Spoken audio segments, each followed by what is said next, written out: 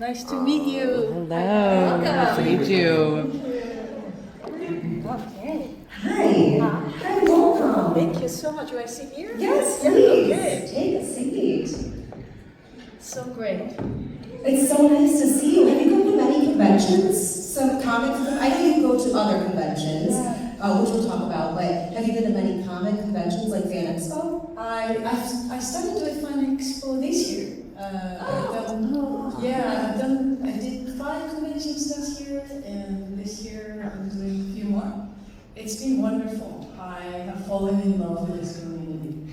It's really great to share with people. I mean, it just, we do what we do because we love our work for acting, but when you get to share with the people that watch us, the work that we do, and you inspire them, and you feel like you can say a few words that might encourage or help people in their lives, it's as rewarding to you as it is to us. So we're just so grateful, and you can see it now, how many actors are wanting to come to the conventions. Everyone, we all want to come. It's so great. It is great because we all connect so much through social media now, which Priscilla Presley and I discussed yesterday, is how it's meant to kind of connect us to the rest of the world, but it's really kind of separated us from others in real life, having these in-person connections, feeling that chemistry from somebody else you lose through social media. And you can also put out there what you want other people to see. And here we can kind of see the human that you are. A lot of people know you from The Mummy as Anck-su-Namun. But really, you're much more than the person that you play on the big screen. Can you give us, I know that you have a book, Stray Book, that you released in 2015, about your life and your growing up. But for the people who haven't read it, could you give us just a small synopsis of just your origin story and where you came from? Yeah, thank you so much. You're so sweet. I come from Venezuela, but I left my country 36 years ago. Nothing to do with politics. We grew up, my parents are both educators, and when we grew up, things got a little bit challenging for us. Like we lived in the 15th floor, and the elevators, most of the time didn't work, we had no water, and we had to carry buckets of water upstairs, 15th floor. And I think that's when my certainty was born, because I thought I wanted to help my mother and my family. And it's amazing, I'm sure when we look back, each one of us has that moment, whatever that moment was where your certainty was born. And it's that unshakable belief in your purpose that keeps you moving forward no matter what. And that's what happened to me. So I was a dancer, and then I was studying, and then I went to the university, and I got offered to go work as a model in Milan. And in those times, wow. I mean, most of you can't relate to this, but we had no cell phones, there was no internet, so I could very well have been one of those girls that got trafficked, but it was a legit agency.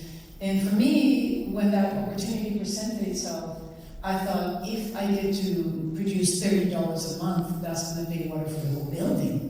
So I have to go. And because I was a dancer, my mom was used for me to travel a little bit. So if it would have been any of my sisters, she would have not let me go, but she let me go.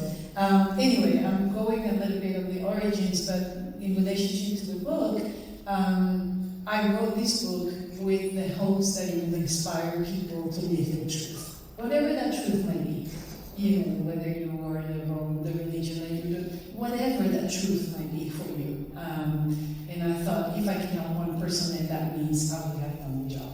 And so far, the book sells like crazy. So I'm very, very excited that it continues to sell. And I think for what's most important for me to tell you is, in relationship to what you said, it is true. Social media can be very beneficial. It can also, I'm sure very, very hurtful, because we're putting images out there that don't really represent who we are. So it's normal. You look at a post and you start feeling really bad about yourself because you start feeling that everyone has a better life than yours. People are not posting their sad moments or the things that they're going through, and it's really challenging. We don't have the tools to really overcome this tremendous amount of information that we're receiving that makes us feel bad. So I think if coming to the conventions, talking to people, and letting you know that we all have issues, that we are all humans, and that we need to understand that what's out there sometimes can be very helpful and sometimes can be very not very helpful. So this opportunity of being in places like this, talking to you, it allows you to say, you know what, you can do it to have hope. Life can change. Anything can change. Just keep in that certainty, because what happens is, you know, fear is something that is very much present in our lives nowadays, and it's the fear of the uncertainty. And when we have that certainty, that transforms that fear into courage, and then from courage comes action. And then that action turns into wisdom, and then from that wisdom turns change. And that is, as I said, that unshakable belief in your purpose that keeps you forward no matter what. Because life challenges can keep us living stuck, you know, unsure or undoubtful of the next step that we should take. Because we go, yeah, what if we make a mistake?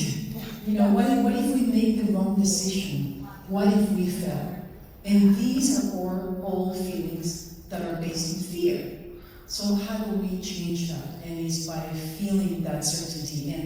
And what a better place to talk about it and to share with all of you about letting go of this fear. And just go back to your root, because that certainty, it always tells you, you know, sometimes it's just funny, we want to do things, we know we have to do, but we don't want to hear it. And it's right there. Even when you're young, you might not be as mature, you always know, because your inner always tells you what to do, even when you don't want to hear it. So the more we learn to listen to that inner God, that has nothing to do with maturity, that is a wisdom, then I guarantee you that all of our lives will get better. I went on a tangent, but I'm sorry. That was beautiful. Fear can hold you back, but the moment that you step through that fear is when you grow. Yes. You're growing if you accept it. And it's something that's very hard to do, is take that first step to do it. And you did that by taking that first step, the action of wanting to help your family. Most people do it because they love to perform. I love performing. It's great. That's a reason. No, it doesn't have to be a reason of a lack of something.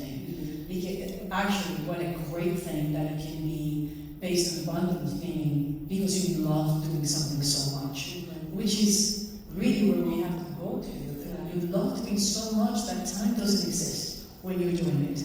And that's when you know you're on the right side. Yeah. When time stops. Yeah.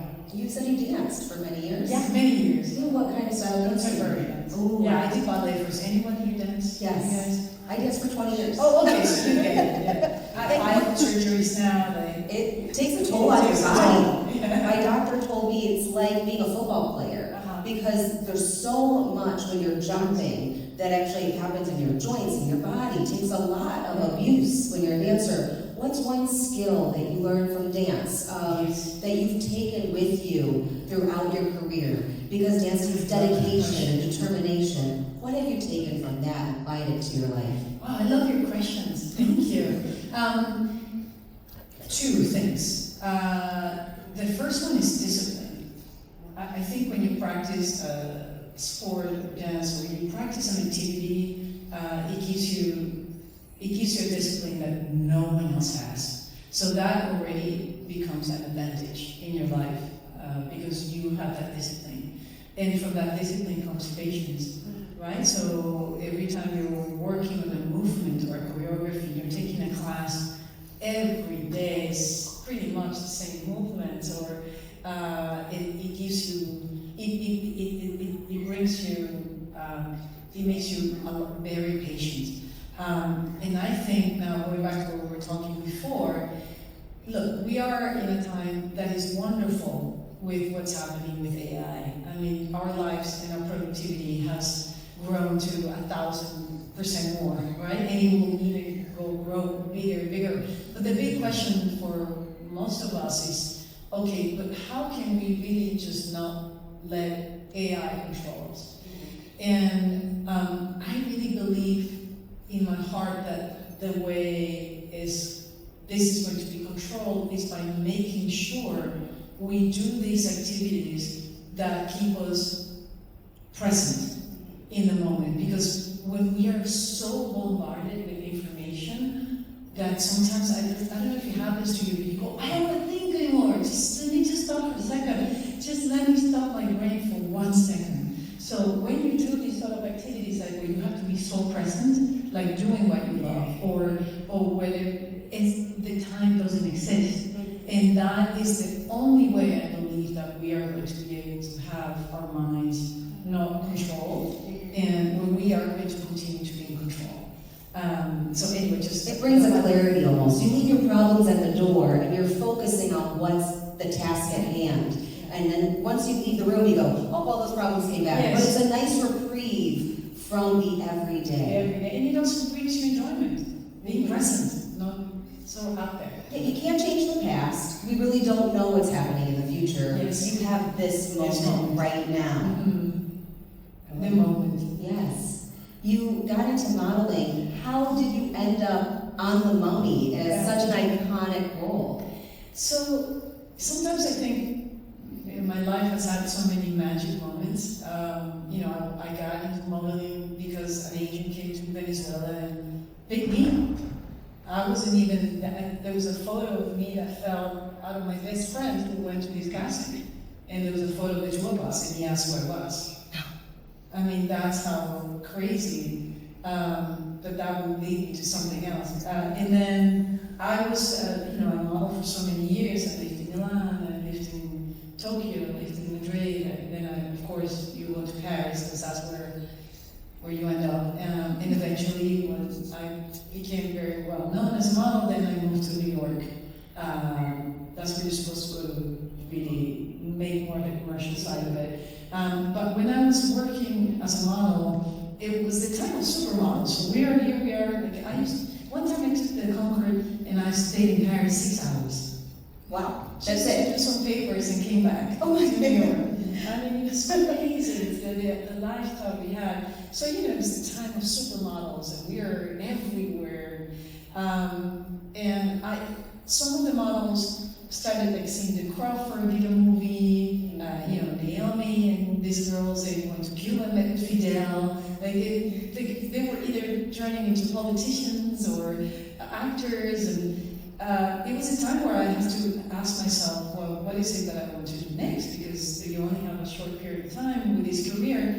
And during that time, I got a call. I happened to be in LA for something, and I received a call from my agent in France saying that they were going to do a movie called Les Jaguars, which is the biggest film ever made in France, with Jean Reno. Do you guys know Jean Reno?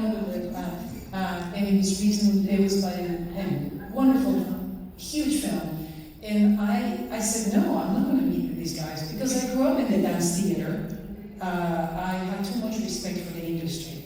So my modeling agent said, Patricia, this is about saving an indigenous village.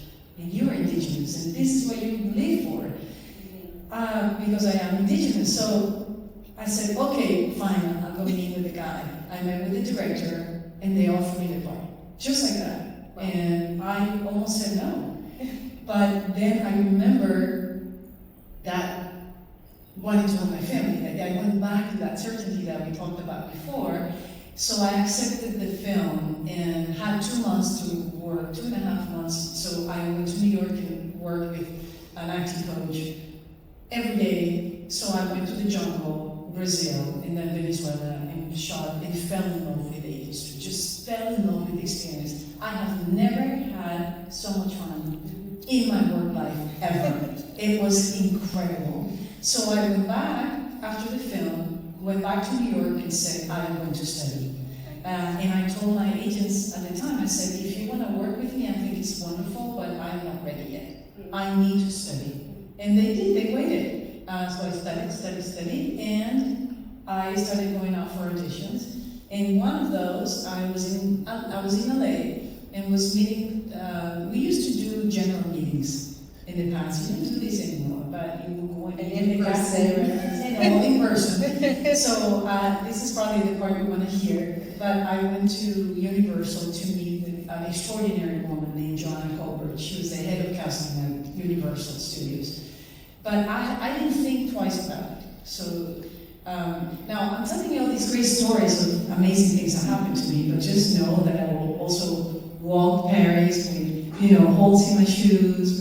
Like I've done the work, right? I know what it's like to not have anything.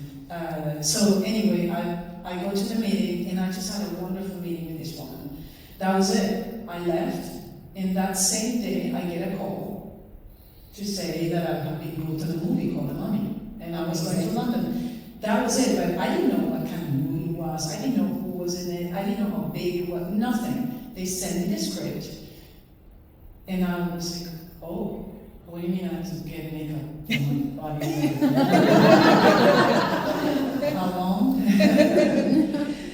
But anyway, I rallied and I went to London right away. It was, I don't remember exactly, but it was like going to London in a couple days. It was that fast. And I walked into the set, and that's when I realized, wow, this is a big film. So the makeup took 10 hours. I had 4 people drawing on my body, and then they made a special chair and special shoes, and then every day they retouched the makeup between 2 and 4 hours. And anyway, that movie changed my life.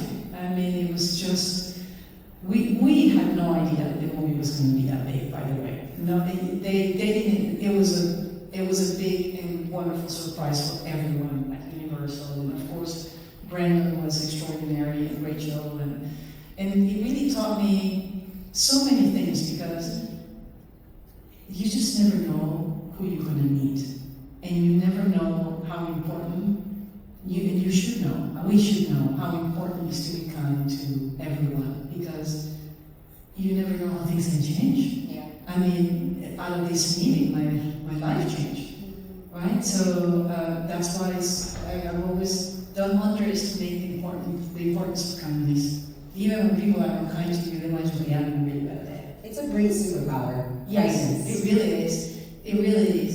And I'm going to go a little personal. My daughter, she's very pretty. She's crazy pretty. And She gets it from her mama. Well, it doesn't look much like me, but she's very pretty. And she's had a lot of issues growing up, because all the other girls, there's always that judgment. I was a model, all that, but I am Indigenous, so it's not a threat. And it's been challenging for her all these years growing up, because all the other girls, they would judge her. And the one thing we always talk about is, you're going to be judged more than anyone else. So you need to be extra kind. Not only don't not be strong, but you have to be extra nice, because right away you're going to be judged from the beginning. And it's true. It's true. Now she's young, so she has to now balance, like, okay, now you're too kind, now bring it up a little bit and create that strength. But look, we all have challenges, and we all are typecast in our industry. Everyone is. So it's how do we turn that into our superpower? Exactly what you're saying. Did you ever feel pressure I'm Puerto Rican, for representing Latin America when in your career? Did you ever feel that pressure? Once you became a supermodel, and people are looking at you and they're like, wait, she's not Caucasian, she's not, where's she from? Did you feel that way? Do you still feel that way? No, I learned that we are all typecasted, as we said before, and I was so focused on helping my family that I became a big model, and I didn't realize that I was opening doors for other Latina girls. And I remember I was in New York on 16th Street and 8th Avenue one day, out of the blue, this girl just threw herself at me. I almost pushed her away. Shock. Yeah, they were like, what? And then she started crying. And I said, oh, okay. And she started telling me how I have changed her life. Because she has never seen any other girls that look like her in the cover of magazines. And that's when I understood, wait a minute, what I'm doing here, I thought I was just modeling and helping my family. No, what I'm doing is much more important. I'm actually creating representation. And it is true, when we used to work, it was, if there was a job, there would be it was either one type of beauty, and all the minorities, we call it, we will always be thrown in one pot. Now it's all separated, but there were not really people like me on the mainstream media, and CoverGirl was actually the first one that did that. So then I understood that I had a responsibility, but it was never a pressure. No, it was a source of joy, because even for me, you feel like you're a minority, and there is something to say about what you're being told from the outside, that maybe you're indigenous, that you're lower class, that you're less than, that you're brown, that you're anything. That's harder to hear. But then when I saw that I was representing other girls, and it made me feel very, very proud, and it also made me feel good about myself. Yeah. Does it make sense? Because I also felt that way. So her words made me feel Accepted. accepted. Yes. That's the word. Thank you for that. Yeah. Before I get to some fan questions, I have some pre-submitted questions. I want to talk a little bit about your foundation. Wayuu Tayá? Yes. That's how you say it, correct? Which I believe you started in 2002? Yes. And you have helped so many people. Yeah, over 1 million. Education. Can you give us just a brief? Yeah, so, Wayuu Tayá means I am indigenous. And in 2002, my uncle passed away. And my mom is almost the youngest of 12 brothers and sisters. And when he passed, because he was basically my mom's dad, my mom was very sad, and he said, do not forget about the Wayuu. And this is a community right on the border between Venezuela and Colombia. It's a matriarchal community. So I found out, because I saw my mom so disappointed and sad, that through UNICEF we found out that one kid was dying a day. So because my parents are both educators, I thought, well, what if we started a little preschool? And this will guarantee that the kids will have two meals a day. So we started with a little preschool for 30 children, and then that grew to like 8,000 kids in many schools, and we started doing health drives and entrepreneurship programs for women, and just we grew, but little did we know that we were just getting prepared for what was to come. So when things got challenging, Venezuela, as you know, it's a country of about 30 million people, and more than 90 million people have fled the country already. The good and some of the bad too, as you know. And so because we haven't had so much credibility, then we started becoming the conduit of sending humanitarian aid into the country. Medicine, supplies, more than 12,000 kids are eating every day because of the food. And last year, we've helped over 1 million people, and we have an orchestra, and we have schools, and it's really wonderful to see what can you do in times of crisis, and how people come together, and you organize yourself. Like we're sending medicine supplies, we send over $12 million medicine supply last year. So it's great. It's really, really wonderful. It takes a lot of the time. So for me, the foundation was never meant to take over my life. But certainly these last few years, unless there's a project that really, really calls my heart, I'm really working a lot in the foundation, because if I can send aid, what am I going to say no? Because I have to shoot something. So I've become very, very picky about the projects that I shoot. Yeah. You should be. No, It's fine. It's fine. You're doing amazing work. Yeah. So that some of us, we all wish we could help.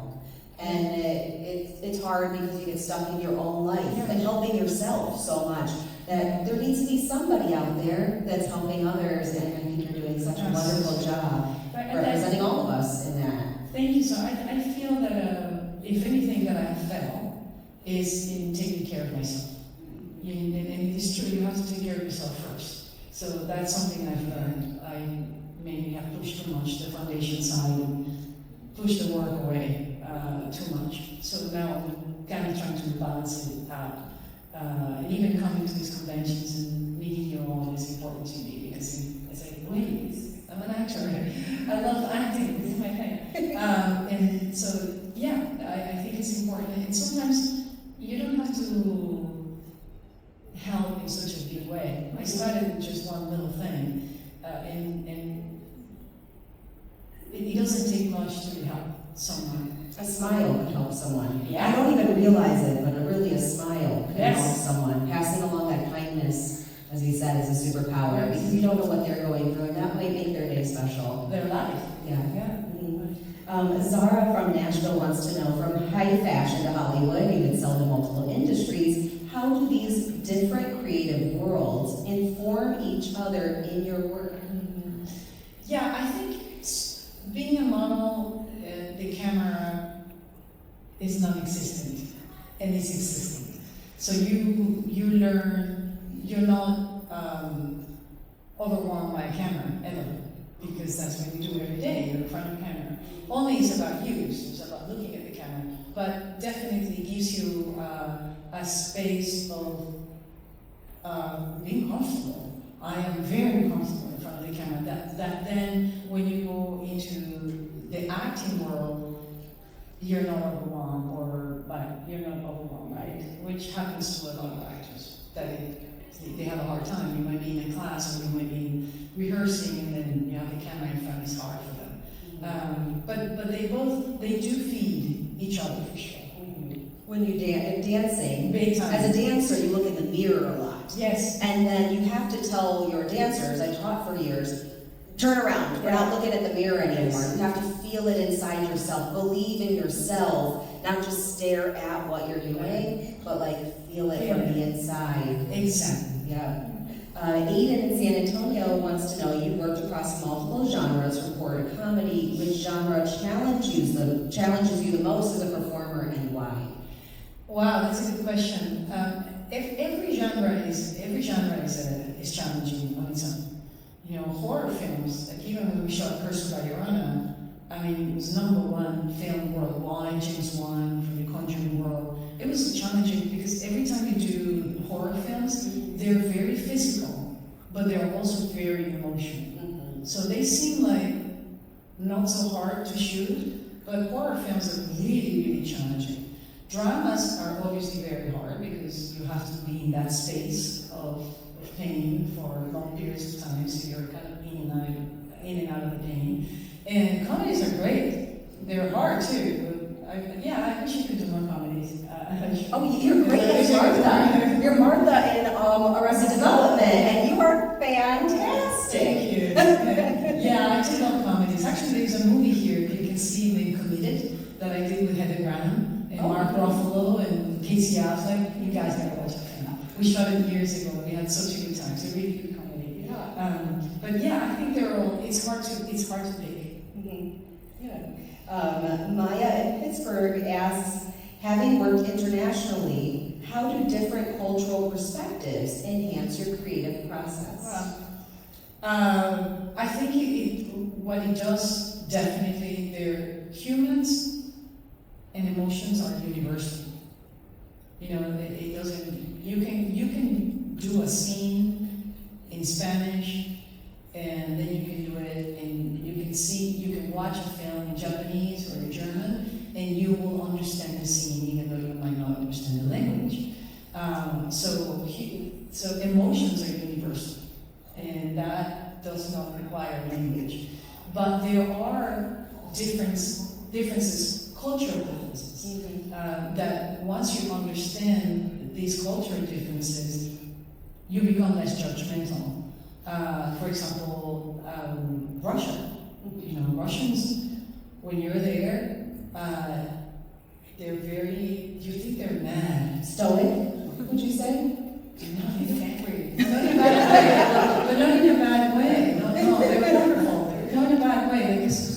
they look in all that area of the world, even Ukraine last year, they look, all that area is very stoic, very serious, and you think they're mad. All that area of the world, no. So once you understand, inside it's a heart of gold. And so you're not judging the face just because we as Americans are all bubbly and happy, you know, or same thing even with Japanese. It's they're very, you don't know what's going on inside. So once you know a little bit of specific cultural behaviors, then you become less judgmental. And I would say more compassionate with yourself and the way you judge people. Yeah, knowledge is a source of power. A million Yes, percent. yeah, for sure. I'm gonna just do a couple quick rapid fire questions that are just more personal before I let you go, if that's okay. Sure. All right, who would be on your Mount Rushmore? Who has inspired you? Oh, definitely my mom. I just don't want to get political. No, I don't. This is a no judgment room. I think mom is the way you want to put up. Yeah, my mom. I think most of us would put our moms up there. Yeah, you know, there are many people that have inspired me.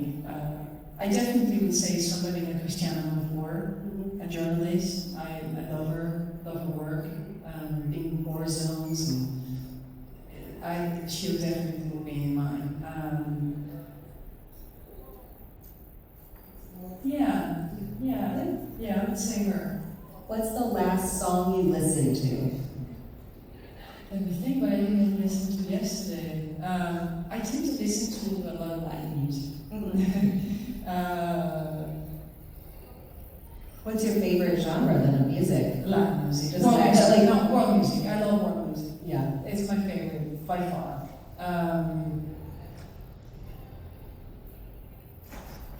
I listened to Gloria Estefan this morning. Right. Yes. Yeah. Yes, and I did just because they were doing a thing in Miami. They were honoring her, so I played it. Yeah, that's her. But yeah, I love world music. I tend to. That's one thing that lifts my spirit. Yeah.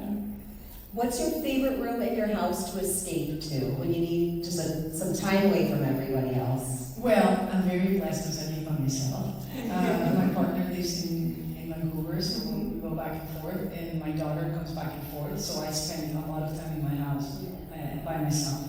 I love my office because it's surrounded by trees and windows. I even put a little hammock there, so I go there and now what I really love doing is doing hot yoga classes. Yeah. So if I do it at class, sometimes that is called yin, it's like a meditation movement, and you sweat it all out. So.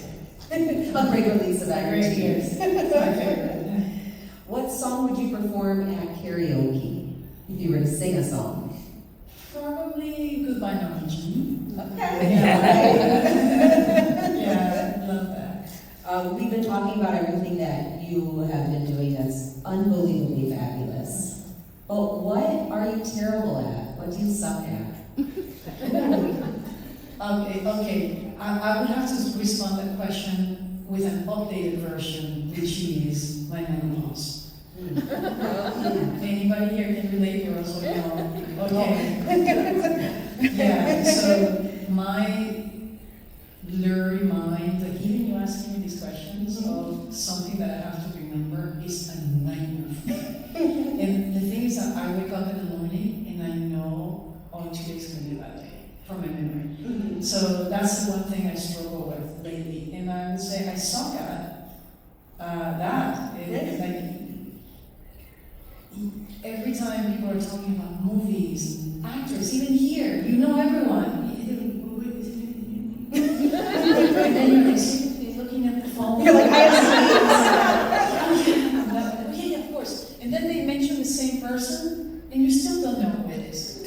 So I think that things that have to do with memory, I struggle with tremendously right now. I suck at it. I was always bad, now it's pretty bad. But I do make the effort. Yeah, that's okay. We're all stuck at something. So, well, You've been fabulous today. Thank you Thank you. We're so so glad much. that you